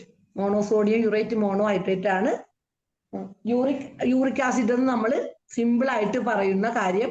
അതിൽ ഈ യൂറിക് ആസിഡ് അക്യൂമുലേഷൻ 3 തരത്തിലാണ്. എന്തുകൊണ്ടാണ് അത് ഓട്ടോഇമ്യൂണിലോട്ട് വരുന്നത്? 3 തരത്തിലാണ് യൂറിക് ആസിഡ് വന്നത്. യൂറിക് ആസിഡ് ഏറ്റവും കോമൺ ആയിട്ട് നമ്മൾക്ക് ചികിത്സിക്കാൻ കിട്ടുന്നതാണ്. അവിടെയും ഡയഗ്നോസ് ചെയ്തിരിക്കണം. നമ്മൾ ഡയഗ്നോസ് അവിടെയും ചെയ്തിരിക്കണം. ഡയഗ്നോസ് ചെയ്യാണ്ട് യൂറിക് ആസിഡിനെ കണ്ടുപിടിക്കാൻ പറ്റില്ല. കാരണം ഒരു മെയില് പേഷ്യന്റ് കാലില് മുട്ടില് നീര്, ആങ്കിൾ ജോയിന്റിൽ നീര്, ഹീലിന് പെയിൻ, അങ്ങനെ വരുമ്പോ അങ്ങനെ ഒരു പേഷ്യന്റ് വരികയാണെങ്കിൽ നമ്മൾ അപ്പോൾ തന്നെ യൂറിക് ആസിഡ് ചെക്ക് ചെയ്യണം. ഇതെന്താണ് കാണാത്ത? എന്തു പറ്റി? അത് വരട്ടെ, അതിലോട്ട് ശ്രദ്ധിക്കണ്ട ഡോക്ടർ, അത് വരട്ടെ. കറക്റ്റ്. ഓക്കെ. അപ്പൊ യൂറിക് ആസിഡ് എങ്ങനെയാണ് ആദ്യമേ വരുന്നത്? ഇയാളുടെ ഈ ജോയിന്റ് പെയിൻസ് വന്നു കഴിയുമ്പോൾ നമ്മൾ യൂറിക് ആസിഡ് ടെസ്റ്റ് ചെയ്യണം. പക്ഷേ 7.5 മുതലായ കാര്യങ്ങൾ അവിടെ ബോർഡർ ലൈനിൽ നിന്നാലും യൂറിക് ആസിഡ് നമ്മുടെ ജോയിന്റ്സിന്റെ ഉള്ളിലോട്ട് യൂറിക് ആസിഡ് ഡെപ്പോസിറ്റ് ചെയ്യുമ്പോൾ ബ്ലഡിൽ കുറവായിരിക്കും യൂറിക് ആസിഡിന്റെ അളവ്. അതുകൊണ്ട് യൂറിക് ആസിഡ് ഇല്ല എന്ന് വിചാരിക്കരുത്. കോൺസ്റ്റിറ്റ്യൂഷൻ നോക്കുമ്പോൾ ഒബേസ് ആണ്, എക്സസൈസ് ഇല്ല, വെള്ളം കുടിക്കുന്നില്ല, ടെക്കികളായിരിക്കും, രാത്രി മുഴുവൻ ഉറക്കം നിൽക്കും, പകൽ ഉറങ്ങും, ജോയിന്റ് പെയിൻ ഒത്തിരി കാണും. നമ്മൾക്ക് ഹോമിയോപ്പതിക്ക് ഏറ്റവും ഈസി ആയിട്ട് ട്രീറ്റ് ചെയ്യാൻ പറ്റിയ ഒരു കാര്യമാണ് യൂറിക് ആസിഡ് ഗൗട്ട്. പക്ഷേ അവിടെ 3 റീസൺ ആണ് ഗൗട്ടിന്. 3 കാരണങ്ങളാണ്. ഒന്ന്, എക്സസ് ഓഫ് ഫുഡ്, മത്സ്യം, കടൽ മത്സ്യങ്ങൾ അമിതമായി കഴിക്കുക, ഇറച്ചി ബീഫ് കഴിക്കുക, വെള്ളം കുടിക്കാണ്ടിരിക്കുക, കടുത്ത മദ്യപാനം, എക്സസൈസ് ഇല്ലായ്മ, ഇതെല്ലാം കൊണ്ട് ഈ മൃഗങ്ങളുടെയും ഈ മത്സ്യങ്ങളുടെയും കോശത്തിലുള്ള യൂറിക് ആസിഡ് എക്സസീവ് അക്യൂമുലേറ്റ് ചെയ്തിട്ടാണ് ഇവർക്ക് ഗൗട്ട് വരുന്നത്. ഗൗട്ട് എന്ന് പറഞ്ഞാൽ ഹനിമാൻ പറഞ്ഞിരിക്കുന്നത് ഇറ്റ് ഈസ് സൈക്കോട്ടിക് മയസം. ഗൗട്ട് എന്ന് പറഞ്ഞാൽ സൈക്കോസിസ് ആണ്. അക്യൂമുലേഷൻ ഓഫ് എക്സ്ക്രീറ്ററി പ്രൊഡക്ട്സ്, അത് പുറത്തോട്ട് പോവാണ്ട് ബോഡിയിൽ അക്യൂമുലേറ്റ് ചെയ്യും. അപ്പൊ നമ്മൾ ഇത്രേ ഉള്ളു. നമുക്ക് എന്തുമാത്രം മെഡിസിൻസ് ഉണ്ട്. നാട്രം സൾഫ് സൈക്കോട്ടിക് അല്ലേ, നാട്രം സൾഫ്, ബെറിബറിസ് വൾഗാരിസ്, ലൈക്കോപോഡിയം. ഇനി മെറ്റീരിയൽ ഗൗട്ട് എന്ന് എഴുതാത്ത ഒരു മരുന്ന് കാണിച്ചു തരാൻ പറ്റൂല. 2 or 3 മരുന്ന് ഒഴിച്ച് എല്ലാം ഗൗട്ടാണ്. Rheumatic gout, gout in abdomen, അങ്ങനെ ഓരോ മെറ്റീരിയൽ കംപ്ലീറ്റ് മെഡിസിൻസ് ആണ്. നമുക്ക് ബെറിബറിസ് വൾഗാരിസ് ഒക്കെ നമുക്ക് കൊടുക്കാൻ പറ്റും. ബെറിബറിസ് വൾഗാരിസ് ടിഞ്ചർ ഒക്കെയാണ് നമ്മൾ അവിടെ കൊടുക്കുന്നത്. Accumulation of gout, intense pain ആയിരിക്കും. നമ്മൾക്ക് തന്നെയാണ് അത് ഏറ്റവും ഈസി ആയിട്ട് ട്രീറ്റ് ചെയ്യാൻ പറ്റുന്നത്. അപ്പൊ പക്ഷെ കടൽ മത്സ്യങ്ങളിൽ പ്യൂരിൻ ആണ്. പ്യൂരിന്റെ സിന്തസിസ് കറക്റ്റ് ആവാണ്ട് വരുമ്പോഴും ഗൗട്ട് വരും. അപ്പൊ ഭക്ഷണം മാത്രമല്ല അവിടെ കാര്യം. Purine, hypoxanthine guanine phosphoribosyltransferase transferase deficiency, phosphoribosyl pyrophosphate synthetase over production, അങ്ങനെ പ്യൂരിൻ സിന്തസൈസിന്റെ വളരെയധികം പ്രോബ്ലംസ് അവിടെ വരും. ഇതൊക്കെ സൈക്കോട്ടിക് ബയസത്തിന്റെയാണ്. പക്ഷെ നമ്മൾ എന്തുകൊണ്ടാണ് ഗൗട്ടിനെ ഓട്ടോ ഇമ്മ്യൂണിറ്റി കൂട്ടുന്നത്? ഇതൊന്നും കൊണ്ടല്ല, ഇതൊക്കെ 2-3 വേറെ റീസൺ ആണ്. It is closely related to mind, മനസ്സിന്റെ ടെൻഷൻ. ആ ടെൻഷൻ, അമിതമായ ടെൻഷൻ നമ്മുടെ ശരീരത്തിന്റെ ഉള്ളിലെ സെൽസിന്റെ ഉള്ളിൽ നിന്ന് യൂറിക് ആസിഡിനെ ബ്ലഡിലോട്ട് റിലീസ് ചെയ്യും. അവർ ഓൺ ബോഡി, നമ്മുടെ ശരീരത്തിന്റെ ഉള്ളിൽ സെൽസിന്റെ ഉള്ളിൽ ന്യൂക്ലിയസിന്റെ ഉള്ളിൽ യൂറിക് ആസിഡ് ആണ്, ആസിഡ് മീഡിയത്തിലാണ് സെല്ല് വർക്ക് ചെയ്യണത്. കടുത്ത മാനസിക പ്രശ്നം വരുമ്പോൾ സെൽസിൽ നിന്ന് ഈ യൂറിക് ആസിഡിനെ ബ്ലഡിലോട്ട് ബോഡി തന്നെ ഒഴുക്കും. അപ്പോ അതുകൊണ്ട് ടെൻഷൻ റിലേറ്റഡ് ആണ് അതും. അതുകൊണ്ടാണ് നമ്മൾ നക്സോമിക്കൊക്കെ അവിടെ അത്ര ഇൻഡിക്കേഷൻ വന്നത്. മൈൻഡിനെ വളരെ സ്മൂത്ത് ആക്കി കൊടുക്കും. നക്സോമിക്ക, നാട്രം മ്യൂർ, ലൈക്കോപോഡിയം, ബെറിബറിസ് വൾഗാരിസ്, അങ്ങനെ. അപ്പൊ ആ ഗൗട്ടും നമ്മൾ ഇതിൽ തന്നെ തൽക്കാലം ഇങ്ങനെ പറഞ്ഞു വെച്ചിട്ടുണ്ട്. അതിനുശേഷം നമ്മൾ ഒരു കാര്യം പറയാൻ പോകുന്നത് എന്ന് വെച്ചാൽ, അന്ന് കുറച്ച് ഹൈപ്പോതൈറോയിഡിസം എടുത്തു, കുറച്ച് ഹൈപ്പർ എടുത്തു. അപ്പോ അത് വേണമെങ്കിൽ നമുക്ക് എലാബറേറ്റ് ചെയ്ത് പിന്നെ പറയാം. ഹൈപ്പോതൈറോയിഡിസം നമുക്ക് ഇപ്പൊ നോക്കാം. ഇപ്പൊ എല്ലാം ഓട്ടോ ഇമ്മ്യൂൺ ആണല്ലോ. ഹൈപ്പോതൈറോയിഡിസത്തിന്റെ ഓട്ടോ ഇമ്മ്യൂൺ ആണ് ഹഷിമോട്ടോസ് തൈറോയിഡൈറ്റിസ്, അല്ലെ? ഹൈപ്പോതൈറോയിഡിസത്തിന്റെ ഓട്ടോ ഇമ്മ്യൂൺ ആണ് ഹഷിമോട്ടോസ് തൈറോയിഡൈറ്റിസ്. ഈ ഹഷിമോട്ടോ തൈറോയിഡിസ് നമ്മൾ പറഞ്ഞു കഴിഞ്ഞു. അയോഡിൻ സിന്തസിന്റെ സമയത്ത് തൈറോപൈറോക്സിഡേസ് എന്ന് പറയുന്ന ഒരു കാറ്റലിസ്റ്റ്, അത് മുഴുവൻ കേട്ടില്ല, അതാണെന്ന് വിട്ടുപോയത്. തൈറോപൈറോക്സിഡേസ് എന്ന് പറയുന്ന ഒരു കാറ്റലിസ്റ്റ് വഴിയാണ് ഈ അയോഡിനെ, അതിന്റെ ഇലക്ട്രോൺസുകൾ മുഴുവനും കളഞ്ഞ് അയോഡിനേഷൻ നടത്തുന്നത്. അതിനെയാണ് നമ്മൾ ഓക്സിഡേഷൻ ഓഫ് അയോഡിൻ എന്ന് പറയുന്നത്. ഓക്സിഡേഷൻ അയോഡിൻ എന്ന് പറഞ്ഞാൽ അയോഡിന്റെ ഔട്ടർ സെല്ലില് ഒരു 7ഉം ഉള്ളില് ഒരു 2ഉം ഒക്കെ കൂടിയിട്ടുള്ള ഇലക്ട്രോൺസിനെ മുഴുവനും കീറി പറിച്ച് കളഞ്ഞ് അതിനെ ഒരു പോസിറ്റീവ് ആയിട്ടുള്ള അയോഡൈൻ ആക്കാൻ വേണ്ടിയിട്ടാണ് നമ്മൾ ഓക്സിഡേഷൻ ചെയ്യുന്നത്. ഈ ഓക്സിഡേഷൻ പ്രക്രിയയിൽ എന്താ പറ്റുന്നത്? ഒരു തൈറോപെറോക്സിഡേസ് എന്ന് പറഞ്ഞിട്ടുള്ള ഒരു കാറ്റലിസ്റ്റ് ആണ്, എൻസൈം ആണ് പ്രവർത്തിക്കുന്നത്. ഈ ഹഷിമോട്ടോസ് തൈറോയിഡിൽ ആന്റിബോഡി പ്രവർത്തിക്കുന്നത് ഈ തൈറോപൈറോക്സിഡേസിനെ ഒരു കാരണവശാലും വർക്ക് ചെയ്യാണ്ടിരിക്കാൻ വേണ്ടിയിട്ടാണ്. ദേ പ്രിവെന്റ് ഓക്സിഡേഷൻ പ്രക്രിയ. അങ്ങനെ തൈറോപൈറോസിനെ തടഞ്ഞുകൊണ്ട് ഓക്സിഡേഷൻ പ്രക്രിയ കഴിഞ്ഞാൽ പിന്നെ തൈറോയിഡിനെ ഒരിക്കലും ഹോർമോൺ ഉണ്ടാക്കാൻ പറ്റില്ല. It's A first stage. Oxidation ഇല്ലാതെ അടുത്ത ഹോർമോണിന്റെ ഉണ്ടാക്കുന്ന പ്രൊഡക്റ്റ് സ്റ്റേജിലോട്ട് പോകാൻ പറ്റില്ല. അപ്പോ പക്ഷെ എന്താണ് കുഴപ്പം? ഇവര് ഈ ഓട്ടോ ഇമ്മ്യൂൺ ഡിസോർഡേഴ്സ് എല്ലാം തന്നെ ഇങ്ങനെ ഓരോ പ്രവർത്തനങ്ങൾ തടയുന്നത് കൂടാതെ അവർ ഏത് ഓർഗനിലാണ് ഇരിക്കുന്നത്, ആ ഓർഗനെ ഇന്റൻസ് ഇൻഫ്ലമേഷൻ, അതാണ് അവരുടെ പണി. അവരിതിനെ തടയുക മാത്രമല്ല, കടുത്ത ഇൻഫ്ലമേഷൻ ടു ഏത് ഓർഗനാണ് അത് അവർ ഇൻഫ്ലമേഷൻ ആക്കും. അതുകൊണ്ടാണ് ഈ ഓട്ടോ ഇമ്മ്യൂൺ ഇത്രയും അപകടകാരികളായി മാറുന്നത്. അപ്പോ അതിന് ഒപ്പം തന്നെ ഈ തൈറോയ്ഡ് ഗ്ലാൻഡിനെ നശിപ്പിക്കും. കടുത്ത തൈറോയിഡൈറ്റിസ്, അല്ലെ? ഇത്രേ ഉള്ളൂ, സിമ്പിളാണിത്. പക്ഷെ ഞാനിത് ഇട്ട് കൊടുത്തിട്ടുണ്ടായിരുന്നതില്. അപ്പൊ നമ്മൾ എന്ത് ചെയ്യും? TSH ഇങ്ങനെ ഒരു 100 അല്ലെങ്കിൽ ഒരു 50 മുകളിൽ പോകുമ്പോ നമ്മൾ മനസ്സിലാക്കണം അവിടെ ഹഷിമോട്ടോ, അവിടെ ആന്റിബോഡി ഉണ്ടെന്ന് മനസ്സിലാക്കണം. പക്ഷെ നമ്മൾ അങ്ങനെ പോയിട്ട് അല്ല ആന്റിബോഡി നോക്കേണ്ടത്. ഈ പേഷ്യന്റിന് ഹെയർ ലോസ് വരിക, ക്ഷീണിച്ചിരിക്കുക, മെലിഞ്ഞിരിക്കുക, അപ്പോൾ ബ്ലഡില് TSHന്റെ ലെവല് കൂടെ കുറെ ചെയ്യുന്നതിന് മുൻപേ ആന്റിബോഡി നോക്കണം. അങ്ങനെ നോക്കിയാൽ മൈന്യൂട്ട് ഡോസിൽ ഇവരെ അങ്ങോട്ട് നമുക്ക് കംപ്ലീറ്റ് ആയിട്ടും ക്യൂറാക്കാൻ പറ്റും. ആന്റിബോഡി നോക്കിയിരിക്കണം. കാരണം അതാണ് ആ സിംറ്റംസ് പഠിക്കണം എന്ന് പറഞ്ഞു. ചെറിയ ഹെയർ ലോസുകള്, ക്ഷീണം, ഇതൊക്കെ വരുമ്പോ തന്നെ, അല്ലാണ്ട് TSH ഹൈ ആവുകയോ ലോ ആവുകയോ ചെയ്തിട്ടല്ല ഡയഗ്നോസിസ് ചെയ്യേണ്ടത്. അതിന് മുൻപേ തന്നെ ആന്റിബോഡി നോക്കിയിരിക്കണം. അപ്പോ ഇവിടെ നമ്മൾ ഹൈപ്പോതൈറോയിഡിസം ആണ് പറയുന്നത്. ഈ ഹൈപ്പോതൈറോയിഡിസത്തിന്റെ ആന്റിബോഡിയാണ് തൈറോപൈറോക്സിഡേസ് ആന്റിബോഡി. ഞാൻ അതിന്റെ എഴുതിയിട്ടിട്ടുണ്ട് കേട്ടോ. അത് ഞാൻ ആൻഡ്രൈറ്റ് ചെയ്തിട്ടുണ്ട്. കാരണം അതില് കണ്ടാ അത് ഓക്സിഡേഷൻ കഴിഞ്ഞാൽ അപ്പൊ ഓക്സിഡേഷനിൽ നിന്ന് അതിന്റെ ആന്റിബോഡിയാണ് നമ്മൾ എന്ത് എഴുതും? Anti thyroperoxidase antibody. അതാണ്, അല്ലെങ്കിൽ അതിന്റെ പേര് തന്നെയാണ് anti microsomal antibody. Anti microsomal രണ്ടും ഒന്ന് തന്നെയാണ്. അപ്പൊ ആന്റിബോഡി കണ്ടു കഴിഞ്ഞാൽ നമുക്ക് മനസ്സിലായി ഇത് ഹഷിമോട്ടോസ് തൈറോയിഡൈറ്റിസ് ആണ്. ഹഷിമോട്ടോസ് ഇൻഫെക്റ്റീവ് ആണ്, അല്ലെങ്കിൽ ഇൻഫ്ലമേഷൻ ആണ്, ആന്റിബോഡിയാണ്. അവിടെ നമുക്ക് സഫൈസാഗ്രിയ തന്നെ കൊടുക്കാം വേണമെങ്കിൽ. സഫൈസാഗ്രിയ 3x കൊടുക്കാം. Iodum is a one of the best medicine ആണ്. അവിടുത്തെ ഇൻഫ്ലമേഷൻ ആണ്, അയോഡം ഒരു ഇൻഫ്ലമേഷൻ ആണ് ഉണ്ടാക്കുന്ന ബോഡിയിൽ.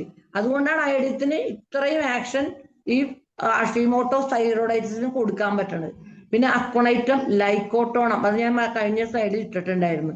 അക്കോണൈറ്റം ലൈക്കോട്ടോണം എന്ന് പറഞ്ഞിട്ടുള്ള ഒരു മരുന്നുണ്ട്, ആ മെഡിസിൻ കൊടുക്കാം. അത് പിന്നെ നമ്മൾക്ക് നമ്മുടെ ഇഷ്ടത്തിനനുസരിച്ചിട്ട് പേഷ്യന്റിന്റെ കണ്ടീഷൻ അനുസരിച്ച് കൊടുക്കാം.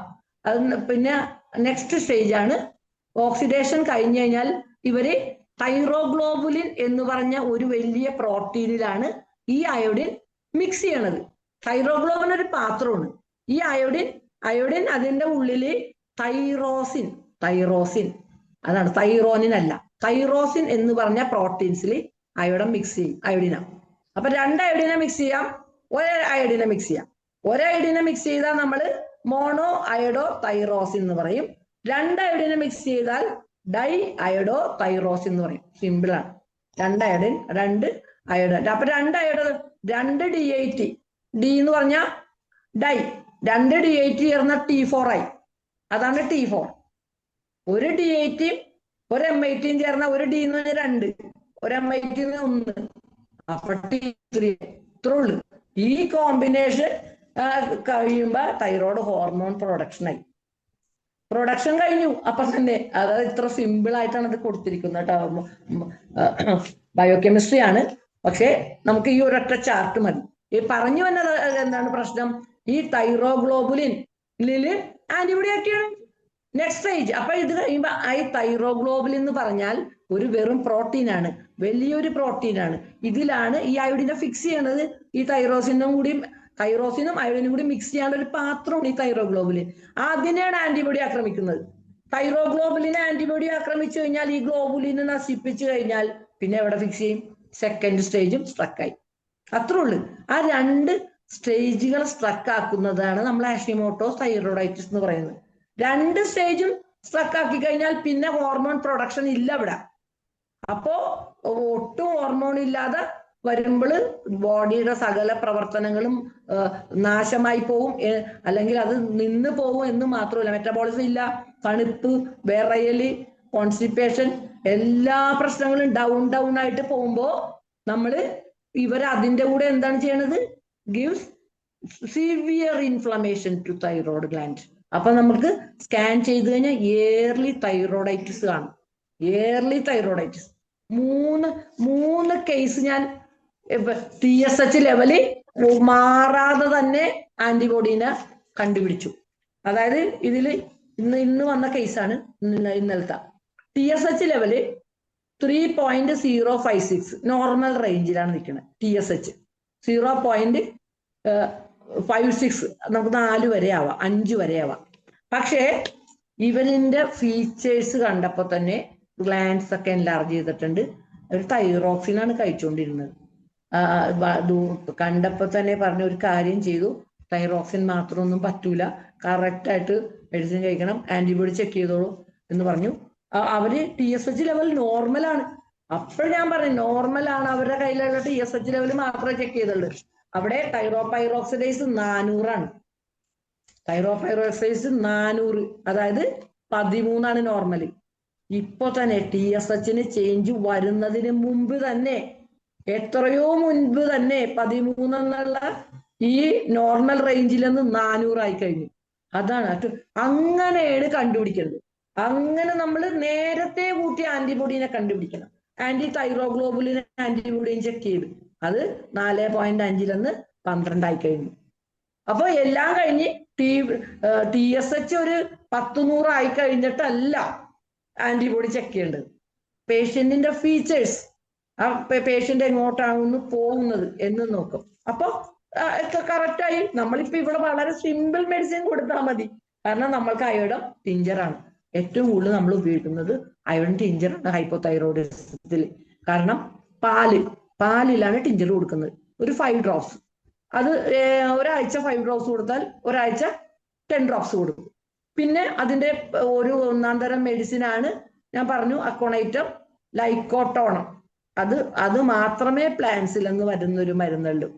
തൈറോയിഡിന്റെ എല്ലാ മരുന്നുകളും ഹാലോജൻ ഗ്രൂപ്പിലാണ് ഉള്ളത്. ഫ്ലൂറിൻ, ക്ലോറിൻ, ബ്രോമിൻ, അയോഡിൻ എവിടെ നിന്ന് വരുന്നു? കടൽ വെള്ളത്തിൽ ലയിച്ചു കിടക്കുകയാണ്. ആ കടലിൽ ഇല്ലാണ്ട് മനുഷ്യന് ജീവിക്കാൻ പറ്റില്ല. ഈ മനുഷ്യൻ കടലിലാണ് ജീവിച്ചുകൊണ്ടിരുന്നതെന്ന് എനിക്ക് തോന്നുന്നത്. കാരണം അവിടെയുള്ള എല്ലാ ബയോകെമിസ്ട്രിയാണ് മനുഷ്യൻ ഇന്നും.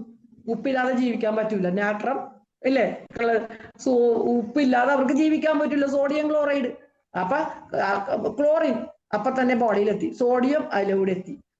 അയോഡിൻ എങ്ങനെ എടുത്തണ്? കടലിലാണ് അയോഡിൻ കിടക്കുന്നത്. നമ്മൾ കടലിൽ ഇറങ്ങി അയോഡിൻ തിന്നാൻ പോയാൽ ഒറ്റ മനുഷ്യൻ ബാക്കി ഉണ്ടാവില്ല. എന്താ, മുങ്ങി ചത്തു. അപ്പൊ എന്ത് ചെയ്യും? അപ്പൊ ദൈവം വിചാരിച്ചു ഈ മനുഷ്യന് ഇപ്പൊ അയോഡിൻ ഇല്ലാണ്ട് ജീവിക്കാൻ പറ്റില്ല. തൈറോയ്ഡ് ഹോർമോൺ പ്രൊഡക്ഷന് അയോഡിൻ വേണം. എന്തൊരു അക്രമമാണ് ചെയ്തത്! തൈറോയ്ഡ് പ്രൊഡക്ഷന് അയോഡിൻ ഇല്ലാണ്ട് പറ്റൂല.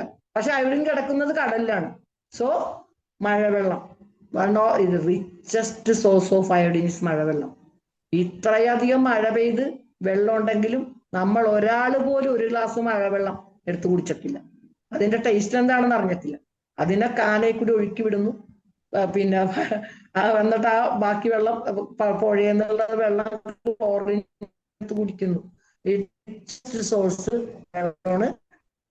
വീണ് വലിച്ചെടുത്ത് അങ്ങനെ നമ്മൾ അത് കഴിക്കുമ്പോഴാണ് അയോഡൈഡായിട്ട് ഇൻഡസ്ട്രൈനിലോട്ട് വന്ന് അവര് സിംബോട്ടിക് കാരിയർ വഴി അയോഡിനകത്തോട്ട് കയറിയിട്ടാണ് ഓക്സിഡേഷൻ മുതലുള്ള നമ്മുടെ അടുത്ത പ്രൊഡക്ട്സ് ഉണ്ടാ.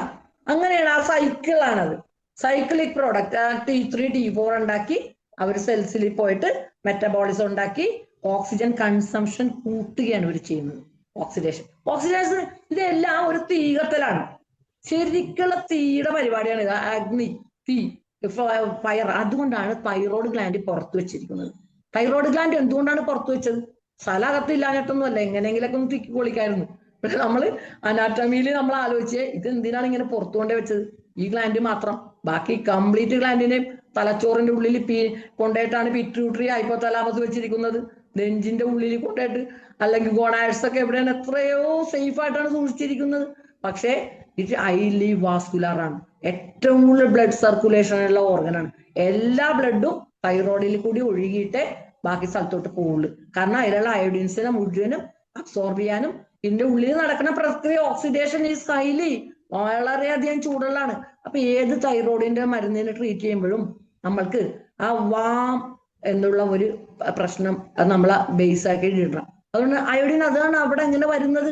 അയോഡിന് ഇൻഡിക്കേഷൻ വരുന്നത് ചൂട്, എക്സസ് ചൂട്, ബോഡിയിലത്തെ അത്രയും ഓക്സിഡേഷൻ പ്രക്രിയയിൽ ഏറ്റവും ദുരിതപ്പെടുത്തുന്ന അയോഡിനും കൂടി ചേർന്നിട്ടാണ്. പിന്നെ നമ്മൾക്ക് ഇവിടുത്തെ ഏറ്റവും കൂടുതൽ ചെയ്യാവുന്ന മരുന്ന് സ്പോഞ്ചിയാണ്. ഹൈപ്പോതൈറോയിഡിസത്തില് റിച്ചസ്റ്റ് സോഴ്സ് ഓഫ് അയോഡിൻ ആണ്. കാരണം കടലിലുള്ള സ്പോഞ്ചാണ്. പിന്നെ സെപ്പിയ, കടലിൽ നിന്ന് വരുന്ന സെപ്പിയാണ്, അതായത് കട്ടിൽ ഫിഷ്. അവരുടെ മഷിയിൽ നിന്നാണ് ഈ തൈറോയിഡിന്റെ എല്ലാ മരുന്നും എടുക്കുന്നത്. പിന്നെ കാൽക്കേരിയ കാർബ്, കക്ക കടലിലല്ലേ കാൽക്കേരിയ കാർബ്. അപ്പോ പിന്നെ എന്താണ് നമ്മൾ എടുക്കുന്നത്? സൈലീഷ്യ. കടലിലാണ് ഏറ്റവും കൂടുതൽ സിലിക്കേറ്റഡ് സാൻഡ് ഇരിക്കുന്നത്, സൈലീഷ്യ. അപ്പൊ നമ്മൾ ലാപ്പിസാൽബ് എന്ന് പറഞ്ഞൊരു മരുന്നുണ്ട്. നോഡ്യൂൾസ്, തൈറോയ്ഡ് ഗ്ലാൻസിൽ ഗോയിറ്ററിൽ നോഡ്യൂൾ വരും. നമ്മൾ എന്താണ് കൊടുക്കുന്നത്? ലാപ്പിസാൽബ് അല്ലെ, കാൽക്കേരിയ സിലിക്കോ ഫ്ലൂറൈഡ്. അതിന്റെ അപൂർവമായ കോമ്പിനേഷനാണ് ആ സാധനം. അത് മൂന്നും കടലിലെന്നാവന. Calcium, silica, fluoride. കടലിൽ വെള്ളത്തിൽ തന്നെയാണ് ഫ്ലൂറിന് ഉള്ളത്. പിന്നെ അപ്പൊ ഈ ഡോക്ടറെ, നമ്മളെ സമയം 5 മിനിറ്റ് കഴിഞ്ഞേ ഉള്ളൂ. ആർക്കെങ്കിലും എന്തെങ്കിലും ചോദിക്കാനുണ്ടോ എന്നുള്ളത് ഡിസ്കഷൻ. ചോദിക്കട്ടെ. പിന്നെ ഞാൻ ഇവിടെ ഗോയിറ്റർ എടുത്തിട്ടേ ഇല്ലട്ടോ മാഡം. ഗോയിറ്റർ എന്ന് പറഞ്ഞ സബ്ജക്ട് ടോപ്പിക് തൊട്ടിട്ടേ ഇല്ല. ഓട്ടോഇമ്മ്യൂൺ മാത്രം. ഇനി നമുക്ക് അതിന് ഡോക്ടർ ഒന്നുകൊണ്ടും വിഷമിക്കേണ്ട. നമുക്ക് ഇനിയൊരു പല പാർട്ടായിട്ട് ഈ കോമ്പിനേഷൻസ് പഠിച്ചിരിക്കണം. കോമ്പിനേഷൻസ് നമ്മൾ ഒത്തിരി ഡോക്ടേഴ്സ് എന്നോട് ചോദിക്കും കേസ്, അപ്പൊ ഞാൻ പറഞ്ഞു കൊടുക്കും. കോമ്പിനേഷൻസ് നമ്മൾ കണ്ടുപിടിച്ച് അവർക്ക് പറഞ്ഞു കൊടുക്കും. എല്ലാവർക്കും അങ്ങനെ പറഞ്ഞു കൊടുക്കാൻ പറ്റൂലല്ലോ, അതുകൊണ്ടാണ് അവരെ പഠിപ്പിക്കുന്നത്. കോമ്പിനേഷൻ എപ്പോഴും അവെയർ ആയിരിക്കണം. ഒറ്റ രോഗം ഒരിക്കലും എക്സിസ്റ്റ് ചെയ്യുന്നില്ല. രോഗികൾക്ക് പോലും അറിയാം. ഇന്നത്തെ വന്ന രോഗി എന്നോട് പറഞ്ഞു, ഞാൻ ചോദിച്ചു 6 പിന്നെ എന്താ കൂടെ ഉള്ളതെന്ന് ചോദിച്ചു. കൂടെ SLE ആണ്. എങ്ങനെയുണ്ട്? അപ്പൊ ഒരിക്കലും ഇപ്പൊ നമുക്ക് ഒരു ഓട്ടോയിമ്യൂൺ ഒറ്റയ്ക്ക് കിട്ടണില്ല. ഒരു സോറിയാസിസ് ഉണ്ടെങ്കിൽ കൂടെ ഒരു SLE ഉണ്ടാവും, അല്ല റൂമാറ്റോഡ് ആർത്രൈറ്റിസ് ഉണ്ടെങ്കിൽ. അപ്പൊ അതിനെ കുറിച്ച് പഠിക്കാതെ നമുക്ക് മുന്നോട്ട് പോകാൻ പറ്റില്ല. ഒന്നെങ്കിൽ വേണ്ടെന്ന് വെക്കണം, പക്ഷെ വേണമെന്ന് നമ്മ വെക്കണം. കാരണം ഈ റൂമാറ്റിസത്തെ ഏറ്റവും കൂടുതൽ ഹോമിയോനാണ് ആൾക്കാർ മരുന്നിന് വരുന്നത്. അപ്പൊ നമുക്കത് അറിയാൻ പാടില്ല, പറ്റൂല എന്നൊന്നും പറയാൻ പാടില്ല. സിമ്പിൾ ആണ്. പക്ഷെ എത്രയാണ് നമ്മൾ ആർക്കെങ്കിലും എന്തെങ്കിലും ചോദിക്കാനുണ്ടെങ്കിൽ ചോദിച്ചോട്ടെ. ഓക്കെ ഡോക്ടറെ, നമുക്ക് കൂടുതൽ കാര്യങ്ങൾ ഇനിയും നമുക്ക് ഞങ്ങളെ പഠിപ്പിക്കേണ്ടതായിട്ടുണ്ട്. ഒരുപാട് നല്ല കാര്യങ്ങളാണ്. ഡോക്ടർക്ക് എല്ലാവിധ ആശംസകളും നേരുകയാണ്. വളരെ നല്ല ക്ലാസ് ആയിരുന്നു. അപ്പൊ ഇനിയും ഞങ്ങൾ ഇതിന്റെ ബാക്കി പാർട്ടും പ്ലാറ്റ്ഫോം തന്നതിൽ വളരെ നന്ദി. ഓക്കെ. അപ്പൊ ഇനി സമയം നമുക്ക് വളരെ കുറവാണ്. ആർക്കെങ്കിലും അത്യാവശ്യം ഈ ക്ലാസ്സിനെ കുറിച്ചുള്ള അഭിപ്രായങ്ങളോ എന്തെങ്കിലും ഡൗട്ട്സോ ഉണ്ടെങ്കിൽ സംശയങ്ങളോ ഉണ്ടെങ്കിൽ ചോദിക്കാം. അതിനുള്ള സമയം വളരെ കുറവാണ്. ആർക്കെങ്കിലും എന്തെങ്കിലും ചോദിക്കാനുണ്ടോ, അല്ലെങ്കിൽ ക്ലാസ്സിനെ കുറിച്ചുള്ള അഭിപ്രായങ്ങൾ എന്തെങ്കിലും പറയാനുണ്ടോ? ചുരുങ്ങിയ സമയം കൊണ്ട് നമുക്ക് പെട്ടെന്ന് പറയാം. ഷഫീഖ് ഡോക്ടർ ഉണ്ടല്ലോ, ഷഫീഖ് ഡോക്ടറെ അൺമ്യൂട്ട് ചെയ്ത് സംസാരിക്കാമോ? ഷഫീഖ് ഡോക്ടറെ അൺമ്യൂട്ട് ചെയ്ത് സംസാരിക്കാമോ? കമ്പാരിസൺ ഇട്ടിരുന്നു കേട്ടാ മാഡം. ഷഫീഖ് ഡോക്ടർ സംസാരിക്കട്ടെ. കമ്പാരിസൺ ഇട്ടിരുന്നു കേട്ടാ, കമ്പാരിസൺ അഭിപ്രായം ഒന്നും ഇന്ന് റിപ്പീറ്റ് ചെയ്യാൻ പറ്റില്ല. ഞാൻ ഇന്ന് കോമ്പിനേഷൻ മാത്രം എടുത്തിട്ടുള്ളു. ഇത് സോറിയാസിസ് തന്നെ 2 ക്ലാസ് പറഞ്ഞോളൂ. തീർച്ചയായിട്ടും അടുത്ത ക്ലാസ്സിൽ ഒരു ഗോയിറ്റർ അടുത്തത് വെക്കാം. സൂര്യ ഡോക്ടർ ഉണ്ടായിരുന്നല്ലോ, പിന്നെ മെഡിസിൻസ്. സൂര്യ ഡോക്ടർ ഉണ്ടോ? അൺമ്യൂട്ട് ചെയ്ത് സംസാരിക്കാമോ? സൂര്യ ഡോക്ടറെ അൺമ്യൂട്ട് ചെയ്ത് സംസാരിക്കാം. മറിയാമ്മ മാഡം ഇവിടെ ഉണ്ട്. മറിയാമ്മ മാഡം സംസാരിക്കാം. എല്ലാവരോടും സന്തോഷം അറിയിക്കണം. ശൈലാജി മാഡത്തിനെ കണ്ടതിൽ വളരെ സന്തോഷമുണ്ട്. മാഡത്തിനോടും സംസാരിക്കാൻ പറ്റുന്നതിൽ വളരെയധികം നന്ദി. മറ്റുള്ള എല്ലാവരോടും നന്ദി. ഇനി ഇതിന്റെയൊക്കെ കാൽഭാഗം പോലും ആയിട്ടില്ല കേട്ടോ. ഞാൻ ഇത് എങ്ങനെ ഡോക്ടർക്ക് എപ്പോഴാ ഏതൊക്കെ ഡേറ്റിലാണ് സൗകര്യം എന്ന് പറഞ്ഞാൽ ഞങ്ങളെല്ലാം റെഡിയാണ്. റിപ്പീറ്റ് ചെയ്ത് പറയണം, എന്നാലേ ഇത് മുഴുവൻ ആവുള്ളൂ മാഡം. കാരണം നമ്മള് ഇതൊരു സെമിനാർ പ്രസന്റേഷൻ ആണ്. അപ്പൊ ഡോക്ടേഴ്സിനെ കൊണ്ട് തന്നെ നമ്മൾ പറയിപ്പിച്ചും ഒക്കെയാണ് ഇതിനെ സിന്തസിസ് ഒക്കെ പഠിപ്പിക്കണത്. അതുകൊണ്ട് നമുക്ക് 1 ഡേ സെമിനാർ ആണ് ഇത് ഫുള്ള്. അപ്പൊ നമുക്ക് അങ്ങനെ കുറേശ്ശെ എടുക്കാം, എന്നാലും കുറെയൊക്കെ മനസ്സിലാവുമല്ലോ. തൈറോയിഡിനെ വായിച്ചു, ഇനി തൈറോയിഡിനൊന്ന് വായിച്ചു നോക്കണം എല്ലാരും. ഞാൻ പറഞ്ഞത് സത്യമാണെന്ന് അറിയണമല്ലോ. ഞാൻ പറഞ്ഞത് സത്യമാണോന്ന് അറിയണമല്ലോ. തീർച്ചയായിട്ടും ഞങ്ങള് ഇതെല്ലാം ഈ മെഡിസിൻ എല്ലാം നമ്മൾ ഒന്നുകൂടെ റെഫർ ചെയ്ത് നോക്കും. മെഡിസിന്റെ മാത്രം ചാർട്ട് ഇടാം കേട്ടോ. മെഡിസിന്റെ മാത്രം ചാർട്ട് ഇടാം. പിന്നെ മെഡിസിനിലോട്ടൊന്നും എത്തിയിട്ടില്ലല്ലോ, പക്ഷെ ഇതിൽ കോമ്പിനേഷൻസ് ഉണ്ടെന്നും മറക്കരുത്. തീർച്ചയായിട്ടും അത് ഡോക്ടർ പറഞ്ഞ കാര്യങ്ങളെല്ലാം ഞങ്ങൾ ശ്രദ്ധിക്കും. ഈ മെഡിസിൻ എല്ലാം ഒന്നുകൂടെ നോക്കും. ഡോക്ടർ വളരെ നിഷ്കളങ്കമായി നല്ല ആസ്വദിച്ചാണ് നമുക്ക് ക്ലാസ് എടുത്തു തരുന്നത്. ഇത്രയും കാര്യങ്ങളെല്ലാം വിശദമായിട്ട് പറഞ്ഞു തരികയില്ലേ. മറിയാമ്മ ഡോക്ടറുടെ അഭിപ്രായവും പറഞ്ഞ് നമ്മുടെ ജോളി ഡോക്ടർക്ക് നന്ദി രേഖപ്പെടുത്തുന്നതിനും വേണ്ടി മറിയാമ്മ ഡോക്ടറെ ക്ഷണിക്കും. നന്ദി ശൈല ഡോക്ടറെ. വളരെ അതിശയത്തോടെയാണ് ഇവിടെ ഇരിക്കുന്നത്. നേരത്തെ ഡോക്ടറെ പരിചയപ്പെട്ടില്ലല്ലോ എന്നൊരു മനപ്രയാസം കൂടിയുണ്ട്. എങ്കിലും മാഡത്തിനെ പരിചയപ്പെട്ടില്ലല്ലോ ഞാൻ. അതാണ് നമ്മള് ഒരുമിച്ച് അവിടെ ഉണ്ടായിട്ട് പോലും ആ സമയത്ത് വന്ന് പരിചയപ്പെടാനും പറ്റിയില്ല. ഇപ്പോഴെങ്കിലും ശൈലാജി മാഡത്തിന് ഇവിടെ വെച്ച് കണ്ടപ്പോ ഭയങ്കര സന്തോഷമായി. അതും ഒരു സന്തോഷമായി. ശരിക്കും പറഞ്ഞ ഡോക്ടറെ, ജോളി ഡോക്ടറെ കാണാൻ പറ്റിയതിലും ഡോക്ടറുടെ ഈ ക്ലാസ്സുകൾ, ഇത്ര നല്ല ക്ലാസ്സുകൾ അറ്റൻഡ് ചെയ്യാൻ പറ്റിയതിലും വളരെ ഭാഗ്യമുള്ളവരാണ് ഞങ്ങള്. ഇത് തുടർച്ചയായി എല്ലാ ആഴ്ചയിലും ഒരു ദിവസമെങ്കിലും മാഡം ക്ലാസ്സുമായിട്ട് വരണം ഞങ്ങൾക്ക്, എന്നാലേ ഇത് തീരുള്ളൂ ഇല്ലേ. അതുകൊണ്ട് തീർച്ചയായിട്ടും മാഡം ഇനി ക്ലാസ് എല്ലാ ആഴ്ചയിലും എടുക്കണം. ഇതിന്റെ തുടർച്ചയായിട്ട് ബാക്കി ക്ലാസ് എത്രയും പെട്ടെന്ന് വരണം. ഇത്രയും നല്ല രീതിയിൽ വളരെ എന്ന് പറഞ്ഞാൽ അത്ര വിശദമായിട്ട് ഞങ്ങൾക്ക് പറഞ്ഞു തരുന്ന മാഡത്തിന് എത്ര നന്ദി പറഞ്ഞാലും മതിയാകുകയില്ല. ഒരു ആയിരം നന്ദി പറയുകയാണ്. വീണ്ടും മാഡത്തിന്റെ ക്ലാസ് ഞങ്ങൾ പ്രതീക്ഷിക്കുകയാണ്. അതുപോലെ ഇന്നത്തെ ഈ സൂം വെബിനാറിൽ പങ്കെടുത്ത എല്ലാവർക്കും പ്രത്യേകം നന്ദി അറിയിക്കുന്നു. എല്ലാവരും ഭാഗ്യവതികളുമാണ് ഇങ്ങനെ ഒരു ക്ലാസ് അറ്റൻഡ് ചെയ്യാൻ സാധിച്ചതിൽ. അതുപോലെ തന്നെ ശൈല ഡോക്ടർക്ക്, മോഡറേറ്റർ ശൈല ഡോക്ടർക്ക് പ്രത്യേകം നന്ദി അറിയിക്കുന്നു. മാഡത്തെ പ്രത്യേകം അഭിനന്ദിക്കുന്നു. ഓക്കെ, മറിയാമ്മ ഡോക്ടർക്ക് നന്ദി പറഞ്ഞ മറിയാമ്മ ഡോക്ടർക്ക് പ്രത്യേകം നന്ദി അറിയിക്കുന്നു. അതുപോലെ നല്ല 1940 ദിവസം നല്ല ഒരു ക്ലാസ് കിട്ടിയ സന്തോഷത്തിൽ നമുക്ക് ഇന്നിവിടെ വൈൻഡപ്പ് ചെയ്യാം. ഇനിയും ജോളി ഡോക്ടറെ ക്ലാസ്സുകൾ എത്രയും വേഗത്തിൽ ഞങ്ങൾ പ്രതീക്ഷിക്കുന്നു. ഇന്നുണ്ടായിരുന്ന എല്ലാവർക്കും ഇന്ന് നല്ല ദിവസമായിരുന്നു, തെളിഞ്ഞു നിന്ന്. അതാണ് ഇടയ്ക്ക് ഒന്ന് മങ്ങാൻ നോക്കി, പക്ഷെ എങ്കിലും പെട്ടെന്ന് തന്നെ ഇന്ന് സൂം പ്ലാറ്റ്ഫോമിൽ ഉണ്ടായിരുന്ന എല്ലാവർക്കും ജോളി ഡോക്ടറോട് ഒരു റിക്വസ്റ്റ് ഉള്ളതെന്ന് പറഞ്ഞോട്ടെ. പറഞ്ഞോളൂ. ഞാൻ സൂര്യ ഡോക്ടർ ഒത്തിരി പ്രാവശ്യം വിളിച്ചല്ലോ. അല്ല, ഞാൻ കേട്ടില്ല ഡോക്ടറെ, സോറി, എന്റെ ബ്രദർ വിളിച്ചു വെളിയുന്നത്. പിന്നെ ജോളി ഡോക്ടറെ ഒരുപാട് പ്രാവശ്യം വിളിച്ച് എന്റെ ഫോൺ ഒരിക്കൽ പോലും എടുത്തിട്ടില്ല. എന്റെ പേര് സൂര്യ എന്നാണ്, കൊല്ലത്തുള്ള ഡോക്ടറാണ്. തൈറോയ്ഡ് കേസുകളെ കൊണ്ട് പൊറുതി മുട്ടിയിരിക്കുന്ന ഒരു വ്യക്തിയാണ് ഞാൻ. അതുകൊണ്ട് എനിക്ക് വല്ലപ്പോഴും ഞാൻ വിളിച്ചാൽ ഒന്ന് അറ്റൻഡ് ചെയ്ത് എനിക്ക് 1-2 ഡൗട്ടുകൾ ഒന്ന് ക്ലിയർ ചെയ്ത് തരണം. ഒരുവിധം എല്ലാ തൈറോയ്ഡ് ഞാൻ പറഞ്ഞു കൊടുക്കാണ്ട് ഡോക്ടറെ. പക്ഷെ അങ്ങനെ ഞാൻ ഇപ്പൊ ഇതിന്റെ നോട്ട്സിലൊക്കെ എടുക്കുമ്പോഴൊക്കെ ഞാൻ ഇതിനോട് മാത്രം ശ്രദ്ധിക്കണേണ്. അതുകൊണ്ടാണ് കേട്ടാ. തൈറോയിഡിന്റെ ക്ലാസ് ഞാൻ ഡോക്ടറെ 1-2 കേട്ടു. എന്നാലും ചിലപ്പോ നമുക്ക് പേഷ്യൻസ് വരുമ്പോ അതിനുള്ള ഉപരി ചില ഡൗട്ടുകൾ വരുമല്ലോ. അല്ല, ഒത്തിരി പേർക്ക് പറഞ്ഞു കൊടുക്കാണ്ട് ഡോക്ടറെ. അതുകൊണ്ടാണ് നമുക്ക് പോലെ ഈ കോമ്പിനേഷൻസ് ഇങ്ങനെ നമുക്ക് കണ്ടുപിടിക്കാൻ പറ്റുന്നത്.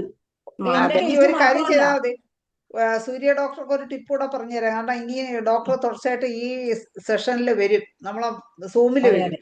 അപ്പോഴെന്തെങ്കിലും അവസാനം 10 മിനിറ്റ് എല്ലാവർക്കും ഈ സംശയങ്ങൾ ചോദിക്കാനുള്ള സമയം കൊടുക്കണം. ഞാൻ അവസാനം എന്റെ ഒരു ഫ്രണ്ട് ഡോക്ടറെ കൊണ്ടുവരെ റെക്കമെൻഡ് ചെയ്തു. ഈ നമ്പർ ഇന്നത്തെ ബ്രോഷറിലുണ്ട്. ആ നമ്പറിലാണോ വിളിക്കുന്നതെന്നും കൂടി സൂര്യ ഡോക്ടർക്ക് നോക്കാം. നമുക്ക് വൈൻഡ് ചെയ്യാനുള്ള സമയമായി. എല്ലാവർക്കും ഡിസ്കസ് ചെയ്യണോണ്ടാണ് നമുക്ക് ഇത്രയും വൈഡ് റേഞ്ച്. ഞാൻ പറഞ്ഞില്ലേ, എനിക്ക് പറയാൻ വിട്ടുപോയിട്ടുള്ള ഒരു മൈസ്റ്റീനിയ ഗ്രേവിസ് ഇന്ന് ഞാൻ അത് ഓക്സാലിക് ആസിഡ് കൊടുക്കും ഡോക്ടറെ എന്ന് പറഞ്ഞിട്ട് ഡോക്ടർക്ക് പറഞ്ഞു കൊടുത്തു വേണമെന്ന്. അതുകൊണ്ടാണ് മൈസ്റ്റീനിയ ഗ്രേവിസ് വന്നത് major autoimmune disorder of the muscles ആണ്. അപ്പൊ അത് അവര് ഫുൾ ഡീറ്റെയിൽസ് ഇട്ട് അസറ്റൈൽ കോളിൻ ആന്റിബോഡി. അപ്പൊ നമ്മൾക്കും അപ്പൊ തന്നെ നമ്മള് മെഡിസിൻ പറഞ്ഞു കൊടുക്കുകയാണ്. അല്ലാണ്ട് അതാണ്. അടുത്ത ക്ലാസ് മുതൽ 15 തീർച്ചയായിട്ടും അടുത്ത ക്ലാസ് മുതൽ 15 മിനിറ്റ് മുമ്പേ നമ്മൾ സെഷൻ അവസാനിപ്പിക്കുന്നതാണ്. എല്ലാവർക്കും സംശയം ചോദിക്കാനുള്ള ഒരു വേദി തീർച്ചയായിട്ടും ഒരുക്കുന്നതാണ്. ഇന്നത്തെ ഈ 1940 ദിവസം വളരെ സന്തോഷത്തോടു കൂടി കഴിഞ്ഞു. വളരെ